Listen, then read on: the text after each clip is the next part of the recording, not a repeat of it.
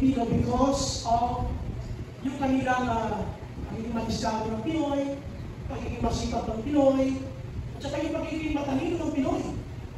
Ngayon, ang sabi niya, ang ayaw na ayaw niya, sabi ni Ninoy, yung sasabihan siya ng mahal siya ng mga Japanese.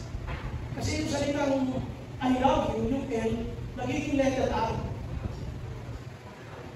Ano sasabihin niya? I love you. Kaya, ayun ko doon sabi niya. Bumabangin kasi ibig sabihin yung I love you, naging letter R of Japanese. Yung salitang I love you, at naging sa'yo. So, ngayon, kaya ako pinabagay, meron kasi mga taong galing talaga sa DPWH, sabi sa pagdanako nila, kickback, isa siguro sa 1,000, millions, billions, at nakaraan ay pinagsama sa mga trillions na. Kailan ba si Dennis Trillo? Hindi Trillo na, Trillo, Dennis Trillo. Yung asawa ni? Dapat kanya lang usapan na yung artista. Present. Nung sa araw nagbayad siya ng kanyang tax, malaki na binayad niya. At ito yung sinabi niya, sabi ni Dennis Trillo. Sabi niya, dala po, dala po, magbayad ng tax kung isang araw. Pwede niyo na ulit na kawin. Grabe, sakit mo sa nila ni Dennis Trillo. Sabi niya, isang araw po, dala na, bayad na po ako ng tax ko. Pwede niyo na nakawin ulit. Kung ikaw yung pinabalikin na nakaranas, na ikaw ay isa sa mga nakikita, ano magiging damdamin mo kung may damdamin ka pa? Hindi siya naiinis ka, di ba? Sakit mo lang salita eh. Meron pang isa, yung sports class 10, si Cara David. Nag-birthday siya ng 52, di ba? Ito yung kanyang sinabi. Sabi niya, ang wish niya, ano yung wish niya? Sana mamatay lahat ng anak sa Pilipinas. Ano sakit? Sabihin mo sa mga usap to ba? Hindi ko makunako din. Ako yung reason, kaya ako pinapakita. Yung salitang Rob ay napaka-negative din. Pero hindi ba, na ang Rob, pag tinignan mo yung Bible, ay pagpapala. Isang bukas na pagpapala, na kung minsan pag pinamilihan mo, ay hindi mo mararanasan. So, pinamilihan kung ano ba yung sabihin ng Rob na yan. Pero, buksan mo na natin yan. Ito, refusing the open blessing. Yan po talaga ang message natin ngayong umaga. Refusing the open blessing. Alam niyo na maraming pagpapala si Lord sa buhay, no? Na kapag iyong tinanggihan, ay hindi mo mararanasan. Ito yung mga pagpapalang ang nakalagay dyan ay open blessing, ha? Open blessing. Ibig sabihin, bukas ito na pagpapala, kaya lang kung minsan ay ating tinatanggihan, kaya hindi natin nararanasan. Open blessing. It's not a secret anymore. Alam niyo na, sa katotohanan ng pag-usapan natin ngayong bago. Alam niyo ba na kapag kayo ay marunong lamang makinig sa man of God, ay pagpapalaki ng Diyos ang buhay. Kung marunong ka lang makinig sa iyong leader, sa iyong ministry head, kung marunong ka lang makinig sa iyong pastor, sa iyong man of God, hindi ka mauubusan ng pagkain sa bahay mo. Sino sa inyo dito yung naranasan nyo na? Bakit nalito? Na kayo magkalabatin tayo magkakalap, pero wala kayong pagkain. So, hindi kayo nag-iisa, naranasan mo yun. Hindi pwede gusto ka lang, di ba? Kailangan may isa sa akin. Hindi pwede masaya lang ang pamilya. Kailangan may kakain. Pero ano yung isa sa mga sikreto? Ito, kung Kristyano ka na, kung matututunan mo naman na sumunod sa malaga, iyan ay isang bukas sa pagpapala na pwede mo maranasan. Refusing the open place. Kaya lang tinatanggihan mo eh. Ayaw mo maniwala. Tinatanggihan mo, ayaw mong yakapin ang paniniwala na ito.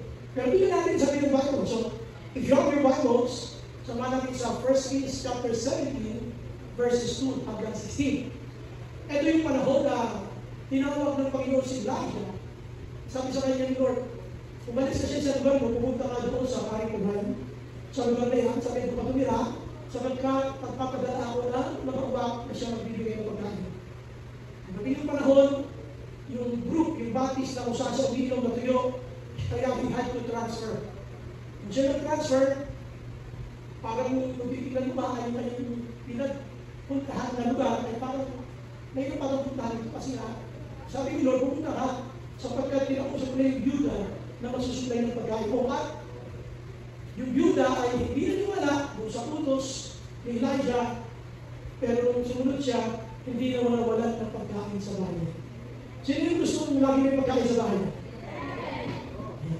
Eh, pagka naman ang pagkain, puro naman ata chichirya.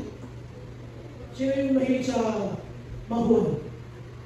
Ayan, lagi ko ulam yan. Ayaw, dahil na sa camera, dulo ko siya, pero gusto ko mabuhan na, okay lang ako. Sino ulam na mabuhan? Pwede ko pinulunod sa mabuhan.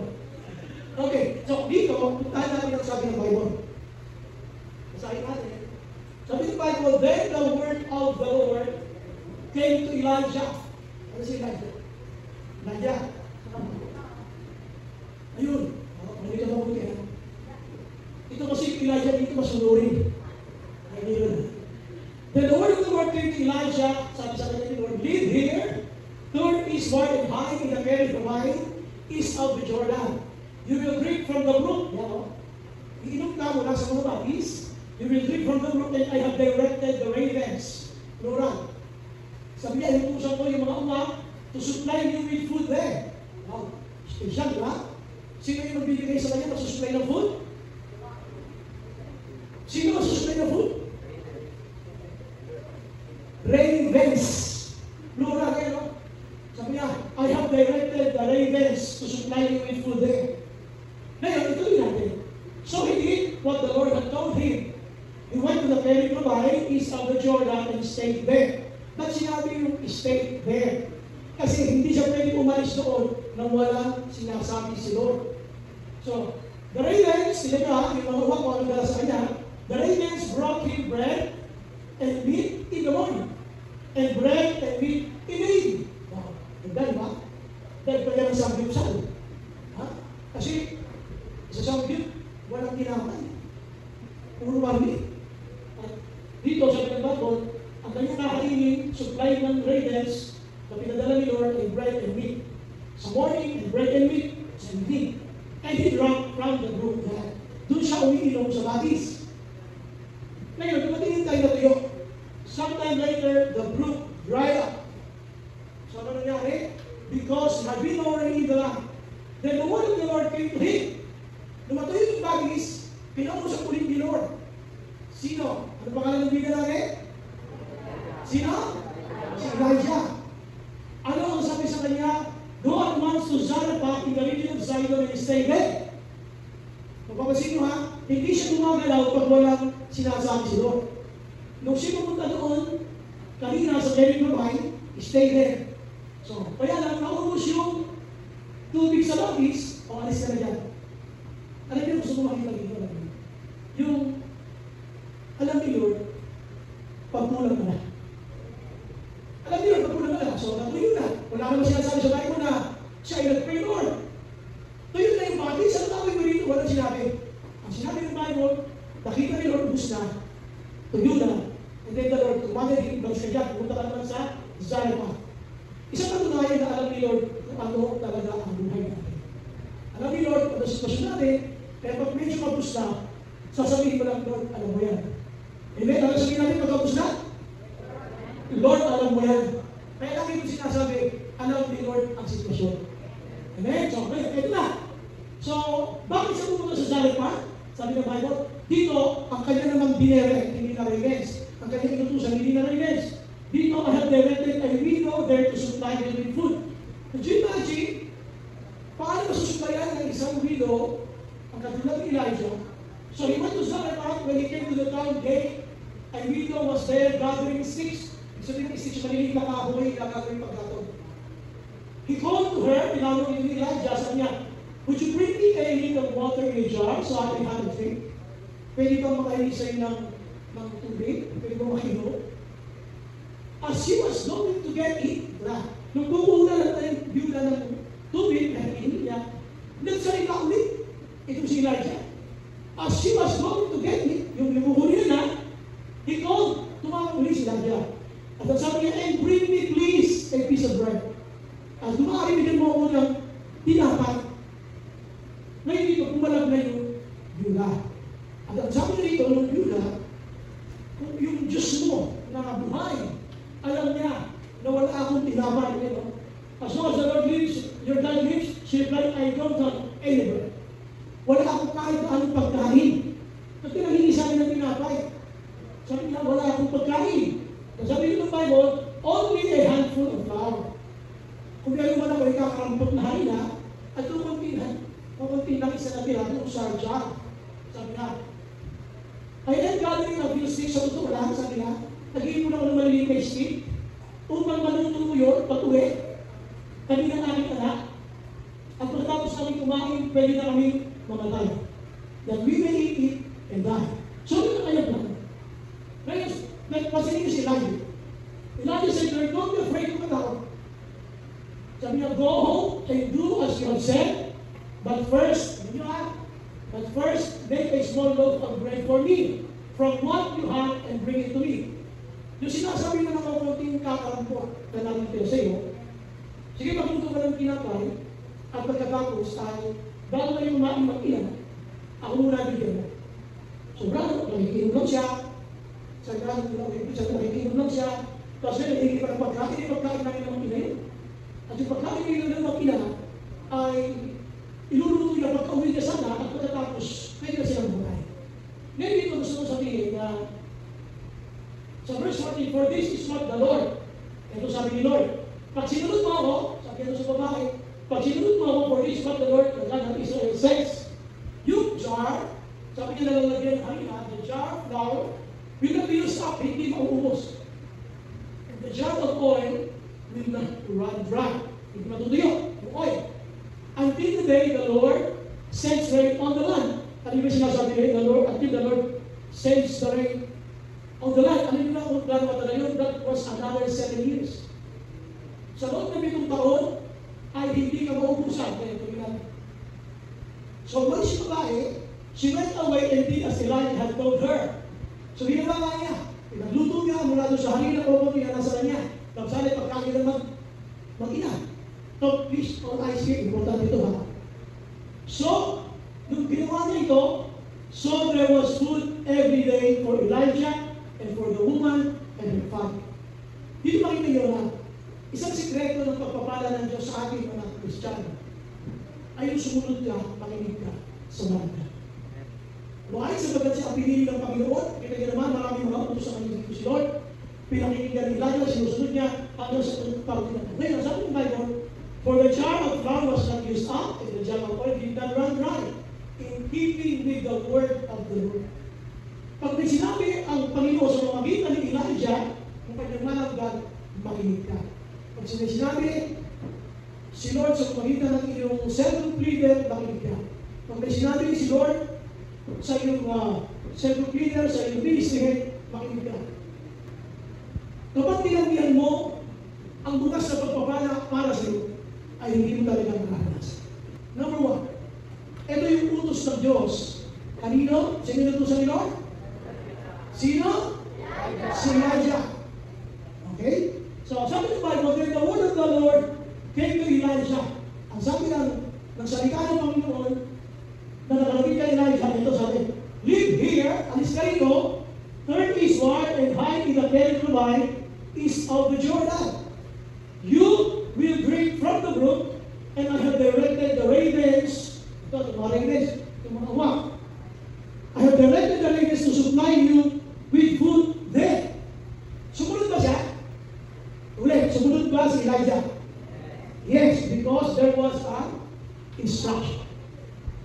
Kung gusto mo magpalaki ka ni Lord, ikaw ay self-group leader, ministry head, yung ay pastor, basta ikaw ay nag-lead, okay, walker. Number 1 na having mo i-consider ay yung instruction ni Lord. That's why I always ask you, did you hear something from the Lord? Pag wala ka narinig kay Lord, don't make any move. Kasi nga, instruction is very important. Second, papaano kung halimbawa, itong si Elijah ay hindi nagpunta sa Kerubim. Di hanggang ngayon, hilong-hilong pa rin yung mga umak para hanapin siya kung saan dadalhin yung pagkain. One of the reasons bakit hindi natin nagpapala ni Lord is because we are misplaced. Wala tayo sa lugar na gustong paglagyan sa ating ng Panginoon. Sabi sa kanya, pumunta ka sa Kerubim, specific. Paano kung sa ibang lugar siya napunta? Eh, di na ngayon, nahanap pa rin siya ng umak. There are blessings intended for all of us. Kaya lang kumisan, yung mga uwak, hindi ka matagpuan. At dito sabi ng Bible, you will drink from the brook. Doon ka sa batis, iinom. So, isang bagay na dapat natin maintindihan. From Elijah himself, nakita ninyo na si Elijah nakinig. Kaya siya pinagpahanap. Kahit nung nakala na siya nakakapusan, dahil ng instruction ng Diyos, sinod pa rin na nag-ayos nung panahon siya tapos. Kaya wala na yung tubig, wala na sa brook. Ano sabi ni Lord? Alis ka ba dyan? Punta ka na sa salita. Kapag tayo sumusunod sa instruction ni Lord, kahit ka mapusin, alam ng Diyos. Amen? Kahit ka mapusin, alam ni Lord, bakit? Sapat ikaw ay nakikinig ka. Puntaan natin yung next slide nito. May point number 1. So what did he do? So he did what the Lord had told him. Instruction. How much? When the word of God, when your pastor will tell you, when some leader will tell you, anak mo ito gagawin. Anak, ito gagawin mo. Binibigyan ka ng instruction for your protection. Binibigyan ka ng instruction. Do you hear it? Isang paraan ng Diyos para magpalaki na nakinig ka sa mga leader. Pero if ikaw ay isang member ng isang Bible study, you have your servant leader, ayaw makinig sa kanya, then don't expect God's blessings to come to you. You have to hear them. Dito, si Elijah was a good example. When he heard God's instruction, sinunod niya. Kaya yung raven na inutusan niya, hindi siya hanahirapang hanapin. Paano may pinagagawa sa iyo, anak, mag-apply ka ng trabaho dito lang sa Monumento. Pero hindi gusto ko marami. Marami mo eh. Masarap na siyang ganyan na marami, pero walang pera. Alam mo, matutulong kayo sa marami, I've been there for many years in a corporate life. Nakalintay pa ako. Nagdakal kami sa pagkera. Wala akong pera, kaya ako siya yung ispaw. Saan kayo natagpuan? Sa mga food tour. Kasi doon na pagkain mura. Okay, doon sa likod ng Valero, doon sa mga Jolly Jeep. Wala mo yung Jolly Jeep? Sila ka lang ng Jolly Jeep. Okay, so dito, susunod ipakita sa inyo, by listening alone to your leader, sa church, to your pastor, ay magbibigay ka dito ng assurance na anuman ang mangyari sa iyo, kago ka ni Lord. Because you listen to God's instruction. Tuloy natin. So sabi ng Bible, the ravens brought him bread and meat in the morning, and bread and meat in the evening. And he drank from the brook. Ito lahat ng mga sinabi ni Lord at kanyang pinakita. Now, today is Pastor's Appreciation Month. Isang bagay na pinatawag ko na refusing the openness. Sometimes when the pastor tells you to do something, sometimes we refuse. Kaya yung pagpapalang bukas para sa iyo ay hindi mo maranas. Kung minsan yung ministry head mo, iginagay ka na niya. Ganito gawin mo. Kung may magpapalit yung araw ng linggo, unahin mo si Lord. Makinig ka sa kanya, it's an instruction. Dito, nung sumunod, si Elijah sa instruction ni Lord, pinagpanak siya ni Lord. There is always that somebody who will guide us spiritually. Napunta namin number 2. Ito na. Yung natuyo, yung bagis. Sometime later, the brook dried up because there had been no rain in the land. Dahil hindi na bumabagsak yung ulan, yung bagis ay natuyo. Then the word of the Lord came to him. Na, pangalawang, utos ni Lord sa kanya. Go at once to Zarephath in the region of Sidon and stay there. This time, hindi naman umakang kanyang inutusan, isang Judah. I have directed a widow there to supply you with food. Ngayon, alam namin yung kwento, di ba? Dito, nakaharap sila nitong tinatawag yung widow. No? Alam niyo, mahirap yung buhay ng Judah sa panahon ng Pilipinas. Sapagkat, ang iyong kabuhayan, kung hindi nga susuportahan ng iyong mga kamag-anak, mabubuhay ka sa imos. Mapalat na ang isang Judah kung meron siyang anak na lalaki na mag-aaruga sa kanya. Pero kung wala siyang anak na lalaki, yung pisa, yung kamag-anak, basta lalaki. Eh paano kung wala? Mabubuhay siya ng isa at aasa siya sa tigay ng mga religious group, mga religious. Mahirap, magyuda. Ngayon, itong Judah na mayroong anak. Nandiyan siya sa pintuan pinaglutuan ng gate na yan, dito sa Zion, sinasabi ng Bible, naghanap siya ng stick paggato, doon sa kanyang konti na lang natitira na hila, at konti patak ng nagkita, para pag nakapagluto siya, kakain sila mag-ina, at mamamatay na sila. That was her dream. Her dream was to die. Her dream was to eat a little, and then they're ready to die. Yun yun. Pero dito, ito si Elijah, bully. Bakit bully? Pwede ba makahingi ng tubig? Unang tanong. Magkukuha na siya ng tubig. Samahan mo ka rin na tila. Ano ngayon ang number 2? What was the intention of Elijah? This is number 2. Ano yung intention niya? Bakit na kinakausap yung babae? Yun na nga. Hinihingan mo ba? Sinabi na nga niya sa'yo eh. Wala silang pagkain, wala akong kaming tinapay, kaya lang ako konting bread lang. At yung konting bread na yun, sabi niya, pag naluto ko, yun ang kakain na mag-ina. Tapos mamamatay na kami. Kasi wala na kami mag-asa, we want to die. Ang masakit dito kay Elijah. Sige ka, luto mo, pero unahin mo ikaw. Gagawin mo.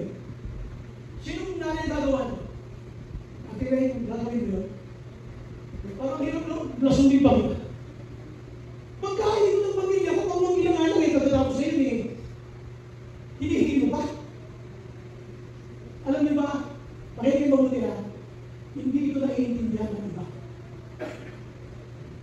Kaya malaman natin yung intention. Punta tayo sa second step. So ano nga? So he went to Zarephath, at tinutukoy niya, ito si Elijah, nagpunta na siya, ang instruction ni Lord. When he came to the town gate, nakita na niya yung widow. Gathering sticks, he called to her and asked, "Would you bring me a little water in the jar so I may have a drink?" As she was going to get it, kumuha na siya ng tubig. Mayroon bang isinunod na sinabi sa si Elijah, "And bring me please a piece of bread." Sabi ko, grabe ko eh. Pero, pansinin niyo yung sagot. Kaya sagot ng widow. Hindi niya alam kung ano ang intensyon dito ni Elijah na pay pag-tubig. Nakukuha na eh. Pwede ba pagluto mo ng konting pinag? Unahin mo. Dito kumalag yung widow, pinag-exam niya. As sure as the Lord your God lives, sabi niya, saksi ang yung buhay ng Diyos. I don't have any bread. Wala kung ganda mo kayo ng bread. Ang meron sa akin, sabi niya, only a handful of flour. Kung nakapunta namin na, in a jar, and a little olive oil, in a jar, yun na. Pero hindi yung para sa'yo. Kaya ako nakukuha ng mga steak. Pag natapon ko yun, I am gathering a few sticks to take home. To take home and make a meal for myself and my son. Pag nakakain na kami, pwede na kami mamatay. Yun ang gusto niya. Minsan ang parang gano'n nagputos. Dahil hindi pa lang ang intention, katulad ka rin ito eh, pabalik eh. Pansinin mo, ano nangyari? Sumunod ba siya? Sumunod pa rin siya. She went away, yung babaeng Yuda, she went away and did as Elijah had told her. Ano naging resulta? So there was food every day.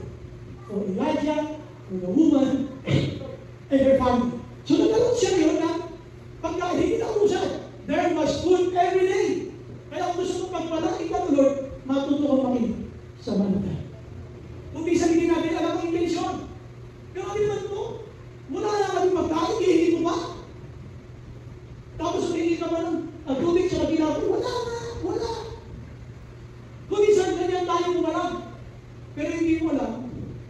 Isang kinakausap ni Lord, ang manag ka, ang pastor, ang cell group leader, ang minister mo, to tell you something that is difficult for you to break. Pero minsan gagawin mo yun. Gagawin mo yun. Kasi nagtitiwala ka sa iyong minister. Kahit higit mo na. Alam nyo, ginawa niyo, sila ako eh. Hindi. May bigla ako. Parang alam mo ito yun. Tuloy yung lalay ko. No, ako ay binata pa. Nagbimisyon sa saan ko sa Pilipinas. Siyempre, pag nagbimisyon kami, ilang araw ko, matagal na yung 5 to 7 days. Pag uwi ko kayo sa amin, sasabihin sa nanay ko, Nay, pakiplansya naman ito. Pakiplansya ito.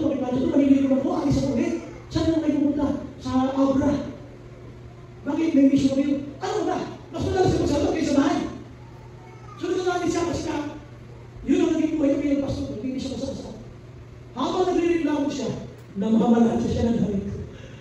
Paalis. Ganun naman nanay. Pero dito, gusto ko naman sinigin. Kahit nagreklamo yung babae, she still there. She went away and did as Elijah had told her. Ginawa pa rin niya. At kung ginawa niya, ang resulta. Tingnan ito ha. Anong resulta yung ginawa niya? So there was food every day. Tandaan niyo ha, nung hindi pa nakikialam yung man of God, si Elijah, ang sabi niya, nakanda na kami mamatay pagkakain ito. Hindi na kami mamatay. Kasi yun lang yung asahan niya. Pero yung pinaliman, I could say, yung pinaliman niya yung man of God, ang food sa kanila, hindi na naubos. Ang supply ng Diyos, nandun na sa tahanan, araw-araw. Para makakawala natin. Alam niyo, kapag pinag-usap kayo ng leader niyo, huwag kayong ipapala.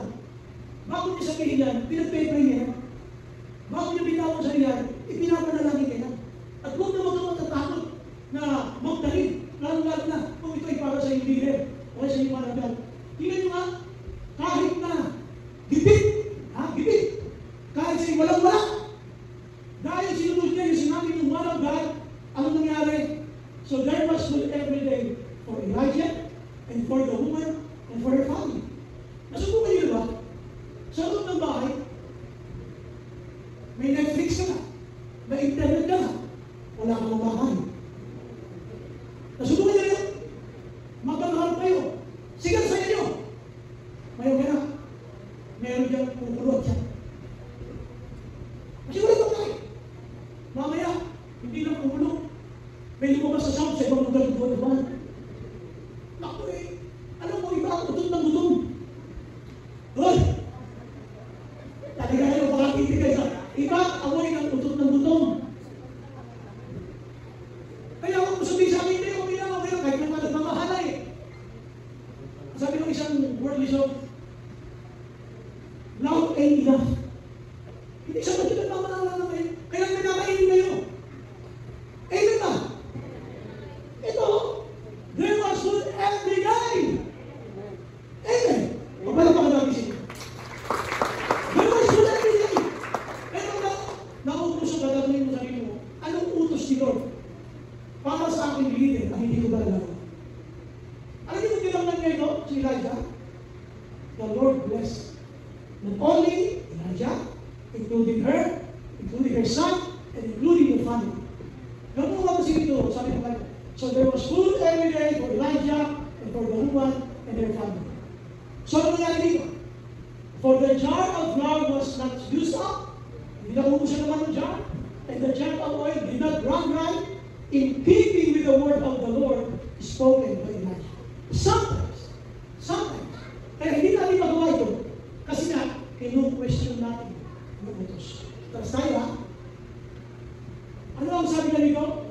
Nung aalis na yung babae, dito ha, would you bring me a little water in a jar so I will have a drink? Pag isip eh, tubig na pala kayo kung sinula ko. Pero may pahabol eh. Ano yung pahabol? And bring me please a piece of bread. Wala na. Wala na. Kung mabiling harina ko, kakaragutan, I don't have any bread, only a handful of flour. Sa pagkakas mabuhay kami ng pinaka, sumama kayo kayo na kain namin. Pero nung ikinalin din sa man of God, there was food every day. May paglain araw. Kaya, kung ayaw mo na uubusan ka, matutuwa ka rin sa mga God. Not only because I'm your pastor, you can pray for other pastors. O kaya isang leader dito sa church, sa tingin mo ay kailangan mo supportahan sa kanyang pag-ibisay. Isang minister, na tingin mo kailangan mo isupport.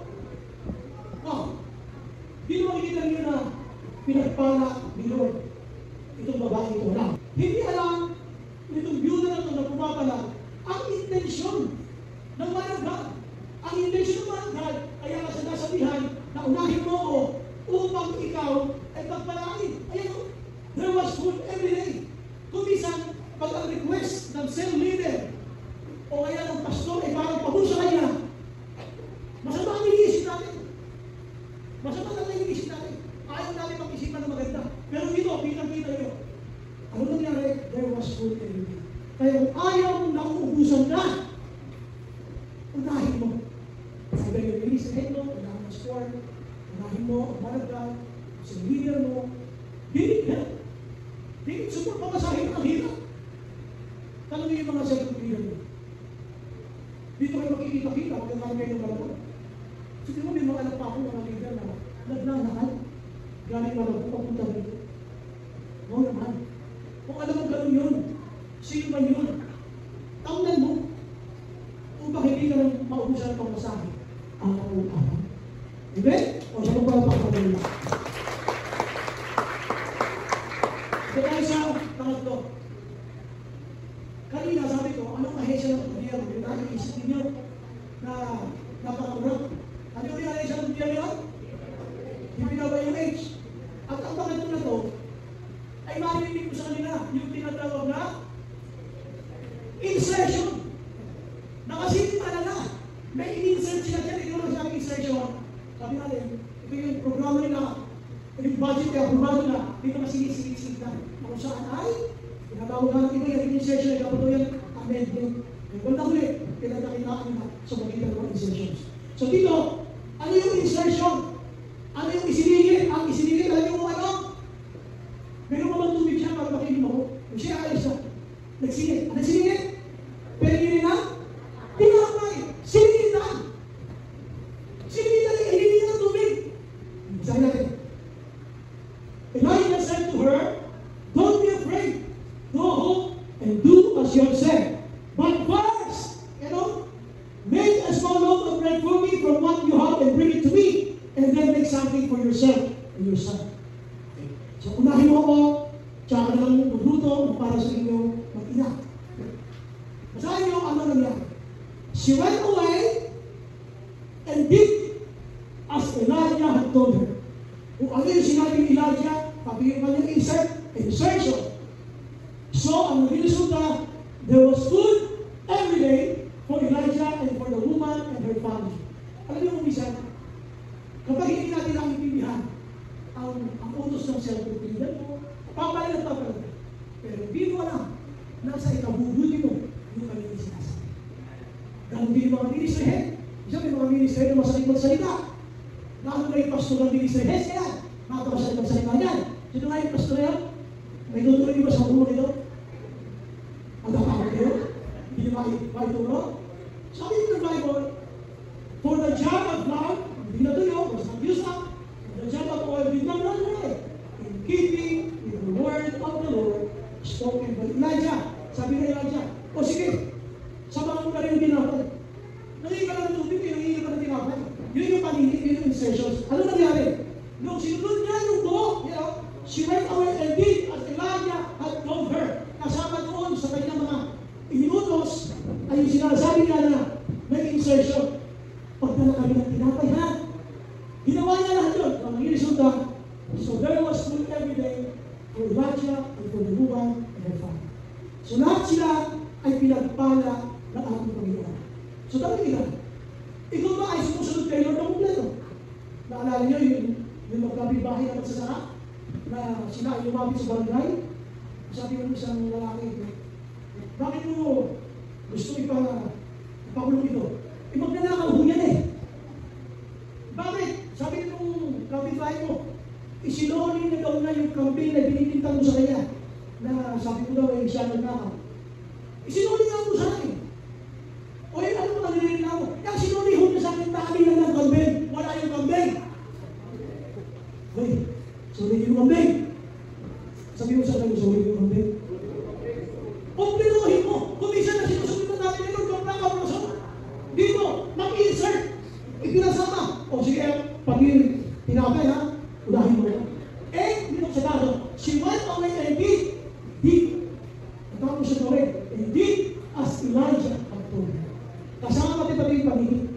Minsan patayin mo sa prayer room. O kaya doon sa bed, o sa katahiga. Sabi mo sa prayer mo, in Jesus' name, Amen. Pero bago mo tumayo, sinabi ko sa isip ko, anak, bago ako pumunta doon sa leader ko doon ang turun. Tsaka mag-shake.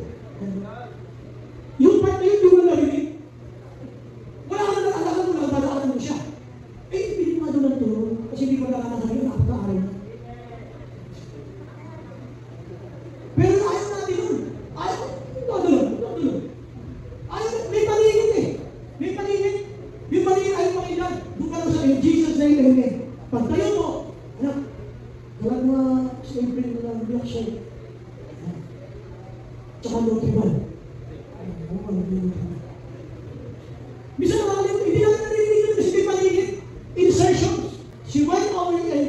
Elijah had told her. Ginawa niya lahat. Pati yung inisan na unahin mo nga, yung tinapagbihan mo nga. So, nung ginawa yun, nung babae yun na, there was food everything. When you come to the Lord in prayer, tingnan mo, bakit meron diyang tao na daan ng daan habang mo nalalala? Nangyari yun?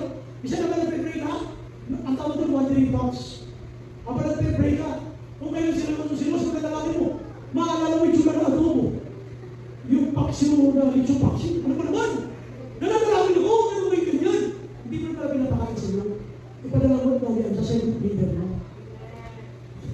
Ito, hindi mo binayaran, para yan kayo. So, again, sabihin natin, please, remember your leaders. If you want God to bless you more, remember your leaders. Kung nakikita yung mga leader, may mga panahon na gawin sila sabi ni Lord, anak, dinalaw ka yan? Opo, salamat namin sa Ginoo. Alam mo kung ano mabasahin pa ulit? Ako ito naman like 50 pesos. Salamat sa pagkala ko, ito yung mabasahin.